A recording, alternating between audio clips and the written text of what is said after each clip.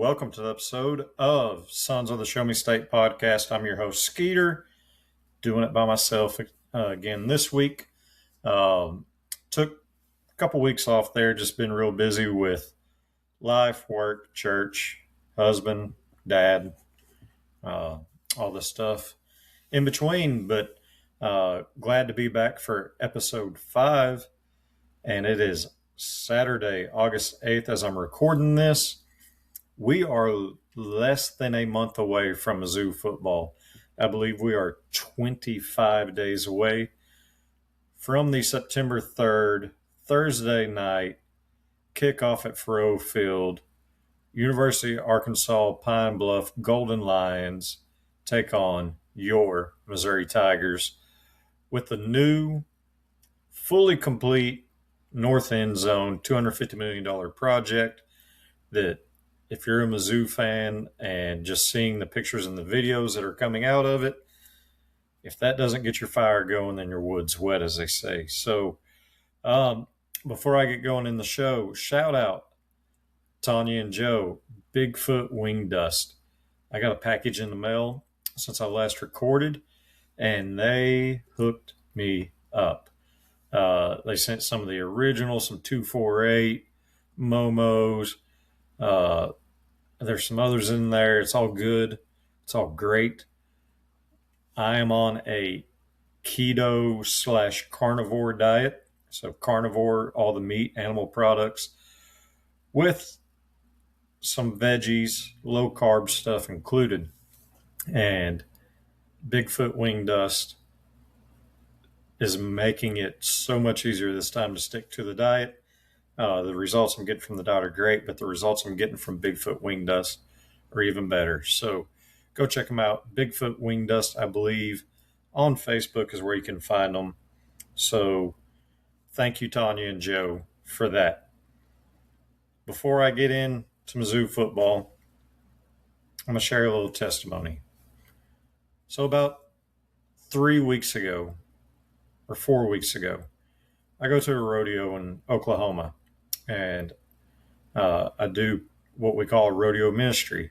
We go behind the chutes and talk to the cowboys as they're getting ready to ride their horses, bucking horses or bulls, and just kind of share the love of Jesus, offer them cold water, stuff like that. And there was a young man there. I'm not going to name his name, but just small, gradual conversation. And said, you local? He said, yes, sir. Said, you go to church anywhere? No, sir, not really believer of God. I said, not really a believer of God? Okay. He said, I've tried it before, just didn't fit me. And come to find out, he's never owned a Bible. He left that night with my personal Bible. The next night I go back, he's there to watch some buddies ride. I give him a small cowboy Bible to throw in his gear bag with his bull rope and stuff. And I get his phone number and we stay in contact. Last week at another rodeo in Oklahoma, the young man gets baptized. One of 6 baptisms after the rodeo in a tractor bucket right there in the arena dirt. Really cool, really powerful to be reminded that God can move anywhere. It's never too late. And it says in Romans 10:9, declare with your mouth that Jesus is Lord. Believe in your heart that God raised him from the dead, and you will be saved. It's that simple. It's belief. It's right here. It doesn't take a preacher. It doesn't take me. It doesn't take your mama, your daddy, your wife, your sister, your brother, your teacher, your preacher. It just takes you getting down, opening your heart to God, and believing, repenting of your sins. And then after you do that and you have your salvation, then you go get baptized as a semblance of washing away the old and the new you raising up. So I just wanted to share that because it was really cool. To me, that's the first person I've actually helped lead to the Lord. It's not a reflection of me other than I was willing to go talk. But it's a testament to God and how the Holy Spirit can move anywhere at any time with anybody. So my prayer is that testimony empowers you or strengthens you enough to go out. I don't care if you're at Walmart, if you're at work, if you're at home, if you're at church. There's people that go to church that aren't saved. Just little small conversations go a long way for a lot of people. So that's my prayer for y'all. And if you're not saved, I pray that you're calling out to God right now. So, Mizzou football, 25 days away, and fall camp has started. Drinkwitz gave a presser about a week ago, I think a week ago Sunday, and he didn't really have a whole lot of information other than some injury updates on some guys. And man, just listening to him though, and the excitement and the depth of this team has me pumped, ready for the season to be here. I know it says we're told not to wish our life away for tomorrow, but I'm ready for football season. I don't know about y'all. So what I'm going to do this episode, I'm going to rank the 12 games. And this is a personal ranking of how important the games are to me and how bad I want to beat these teams. Off the top of the list, it will be this way every year for me because I live in the Fort Smith, Arkansas area, so I'm around a bunch of Razorbacks and a bunch of Sooners. Beat OU, beat Arkansas. That's the start for me. We win them 2 games. It doesn't matter who else we lose to. That's the 2 fan bases I have to deal with on a daily basis. So 1A and 1B, Arkansas, OU. Number 3 on my list. So this is where it really matters of the most important games for me. It's hard. It's hard here. I think I'm going to go with Texas A&M. I really want to beat them after the last couple times, how they've handled us. You remember that 23 Tennessee win? Remember what made it so sweet? Not only was it like bounce back from losing to Georgia, put us in really good shape to get New Year's Six Bowl, all of that. But Tennessee had dog stomped us, curb stomped us the 2 seasons before that, 60-something to 20-something, I think. Maybe both times they put a 60 burger on us. So A&M has had our number these 2 years.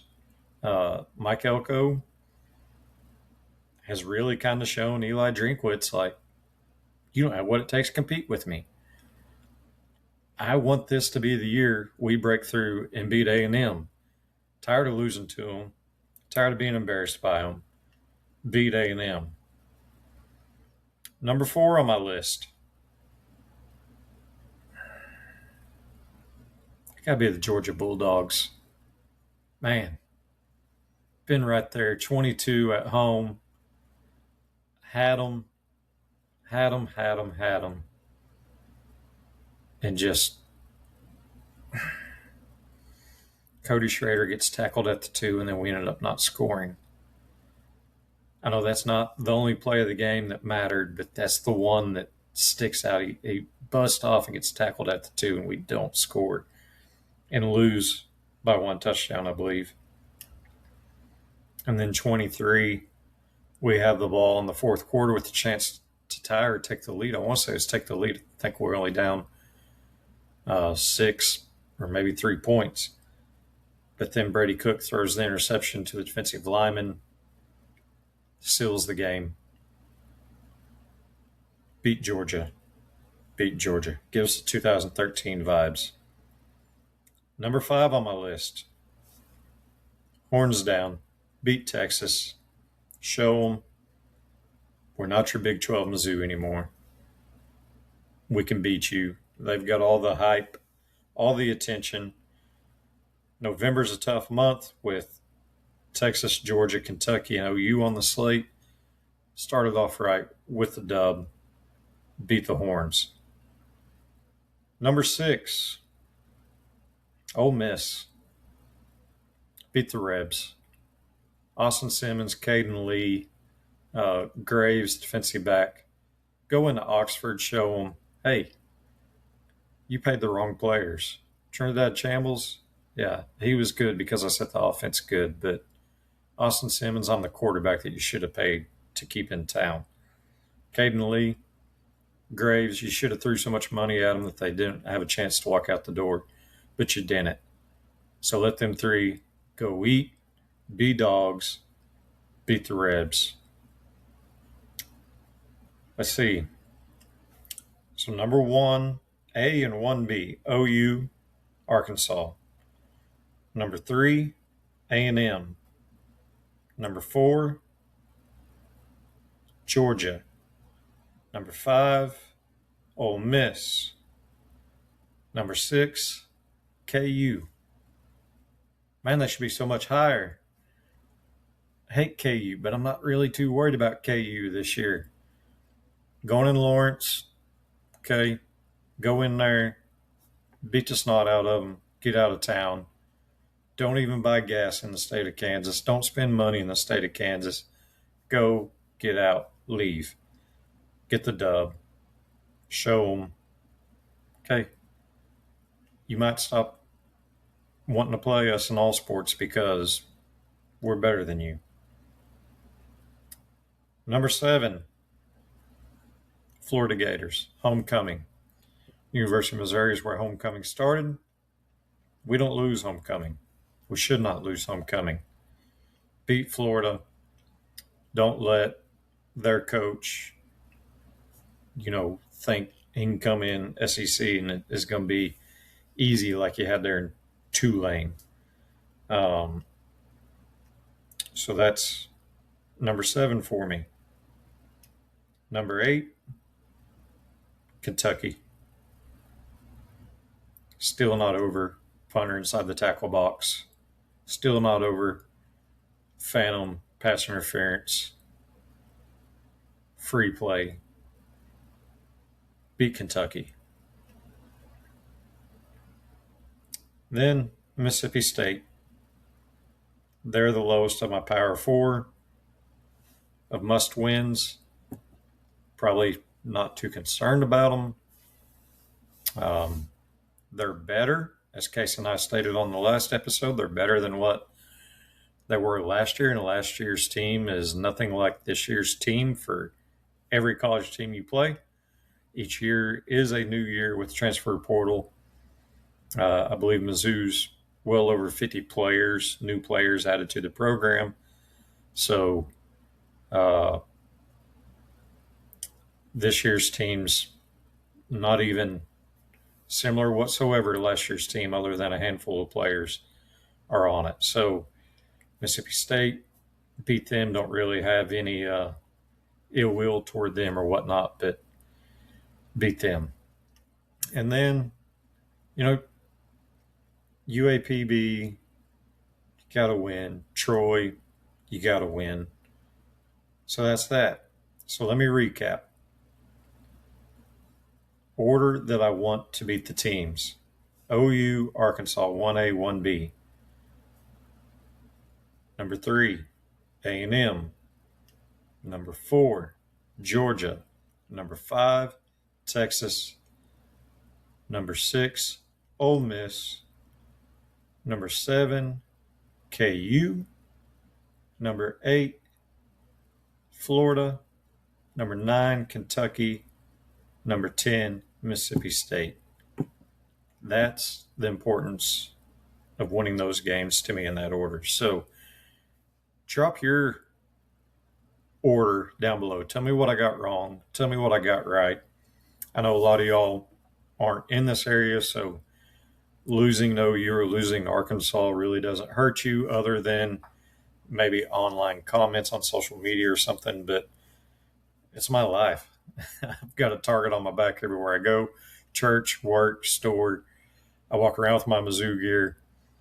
win, lose, or draw. So just beat them, make it to where it's a little bit easier to put the shoulders back, puff the chest out. So the news coming out of fall camp, I think some interesting facts as being reported by Power Mizzou. Your offensive line is looking like from left to right. Left tackle will be Caden Green. Left guard is Tristan Wilson. Your center is Dom Judice, who is left guard, slots over to center this year. Right guard is Curtis Piegler. And then Luke Work is being our right tackle right now, getting the shot with first team at that.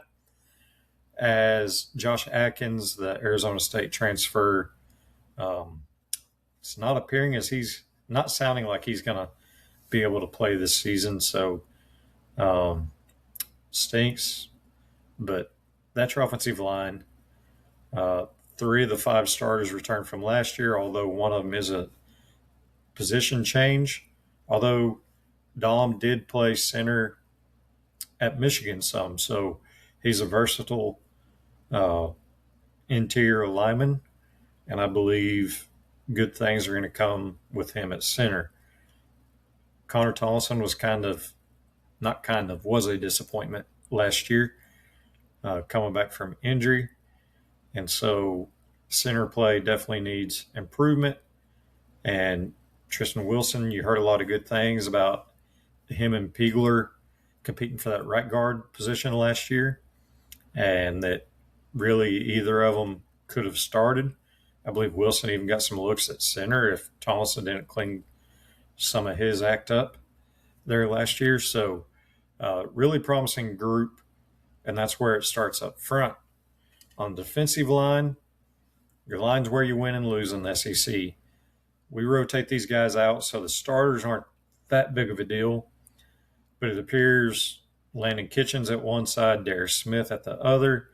The pictures and videos of Darius Smith now up to 265 when he was like 240 when he got here, or last year was even 240. Dude is looking like the legit, real thing, SEC caliber, NFL ready defensive end. Landon Kitchens played a lot last year for us, transferred from Northwestern Missouri State. So excited to see his growth and development because he had some flashes last year. He was really coming on as the year went on. And then your defensive tackles, Gracial and Jalen Marshall. Sterling Webb was kind of in the news this week as a former Mizzou player who got to sue the NCAA for the 5-for-5 rule and was granted it by the judge. So he is working his way back into football shape, practicing with the team. Played a lot of snaps for us last year, so never hurts for that. But really excited for Gracial and Marshall because that's 2 guys that committed out of high school, had the chance to leave because they weren't getting their name called, and here they are, 4th year in the program, maybe 5th year at this point if they redshirted. I'm not exactly sure without going to look right now. But they're both seniors, and they waited their time, and their time to shine is now. I know that worries a lot of people of not really proven commodities there, but, for those of us 25 plus that have been loving this thing for a long time, that's the way it used to be. Guys you'd learn about these guys in high school recruiting and then maybe get a little practice tidbits here and there, but you really wouldn't know much about them for a couple of years. And then they finally got their shot. And it's 2 guys that well-deserved, really excited for Gracial and Marshall on the defensive tackle side. I think we're really, really strong defensive ends. They're talking about 6 guys possibly being able to play in a rotation. That's really fresh, able to get pressure on the quarterback, able to attack the running game. So if we can get those both sides of the ball on the line of scrimmage taken care of and good play, I feel really good. Austin Simmons, the video highlights I've seen of practice. Takes a little bit getting used to a left-handed quarterback again. First time I saw him throw, I'm like, why is he turning that way? He's throwing across. And then he lets it rip with the left arm. Kind of forgot he was a left-handed quarterback for a second. But looks like he's got really good zip. Saw an interview with him this afternoon. Really like his demeanor. Really like his energy, his attitude. And you hear nothing but good things about how he is as a person and leader of the team. So Ahmad Hardy hasn't been at practice all week, which was expected as he's coming back from the gunshot. Jamal Roberts, of course, is getting the bulk of the reps with the ones. And then Zyshawn, the running back we got out of Houston Christian, who also bumped up 20 pounds. He was like 170 whenever he got to Mizzou, and now he's listed at 190 and change. So really excited for what he's able to do. He's a real change of pace guy from the videos I've seen real fast. So other than that, there's not a whole lot of newsworthy stuff as far as coming out of the first week of fall camp. Defensive backfield, that's probably the biggest question mark. Seems to be a lot of rotating players from what's being reported. Shout out to Power Mizzou. Cody Goodwin is doing a lot of good stuff. If you're not a Power Mizzou subscriber, it's really worth it right now. Cody's writing articles every day. Gabe's putting out content. Then, of course, you got the recruiting stuff that Sean and them take care of. But the attention to detail, the effort Cody is putting into the 100 days leading up to kickoff article every day for 100 days, and then also the practice reports. Really good coverage. I highly recommend. I think they're even running a kickoff special now for that. They're not a sponsor of the show. I'm just saying, really good stuff. You should go check them out. And then probably one of the most exciting things for me out of fall camp is return of Blake Craig. You know, if you've watched the show before, kind of have a real small but solid friendship with Ernie Craig, Blake's father. And it's been going on a couple of years now, since the 23 season. And I know how disappointing the injury was last year, because they were expecting really big things out of last season for Blake and the team. But we don't always get to pick our path or our trail we walk down. But we get to pick how we react to the path that's given to us, right? And Blake's attitude, his work ethic, determination, support of his family, from Ernie and his mom and the rest of the family there, has been nothing but solid. And Blake is back out there nailing 40-yard plus field goals. Really excited for him. It's a kid that loves Mizzou. Loved Mizzou ever before he was a Tiger. Kansas City area kid. But for him to bounce back from that injury and go back out there, man, I just want him to succeed so badly.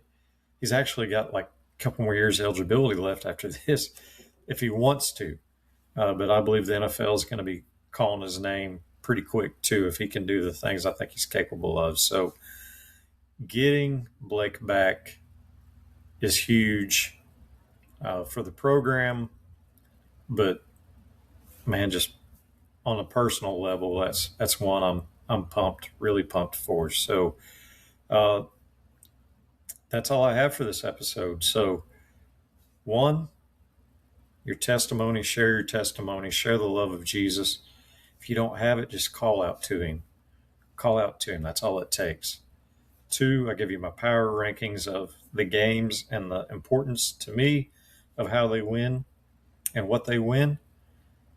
And then the fall camp news, just kind of, I'm not really an insider for that type of stuff. If you have social media, you see a lot of it. If you're a Power Mizzou subscriber, there's a lot more details that Cody and Gabe are putting in there than what I give, but that's their site. that's their way of making money. So I want to be sure to be respectful of what I read from there and not read it like it's my information. So excited for what's coming up. Hopefully, going to be able to be a little bit more consistent in the groove of getting these out. Thank you again for Bigfoot Wing Dust. Have a blessed week. And as always, MIZ.